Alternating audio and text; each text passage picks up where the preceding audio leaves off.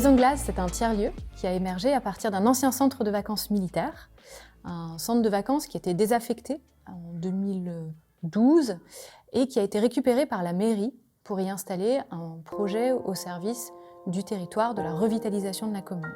Maison Glace, c'est un projet qui est porté par deux structures. La première, c'est le véhicule d'exploration. C'est l'association CARES, qui est un collectif citoyen. La seconde, c'est Grand Air, une entreprise non lucrative qui répond au principe de l'économie sociale et solidaire et qui est la dorsale de gestion du lieu. En raison des problématiques d'érosion du littoral et de submersion marine, Gavre est aux premières loges des impacts du changement climatique. La presqu'île et ses 650 habitants s'apprêtent à vivre d'importantes reconfigurations physiques dans les décennies à venir. Dans ce contexte, la raison d'être de Maison Glace est de créer un récit positif et pragmatique d'adaptation, en faisant le pari de l'entraide et du vivant pour appuyer la résilience du territoire.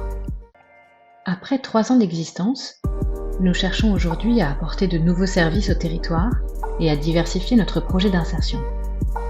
Le projet que nous proposons à Épopée Villae est le développement d'une offre d'ateliers et d'équipements partagés au service de 3 enjeux: la résilience de l'alimentation, de la mobilité et de l'habitat.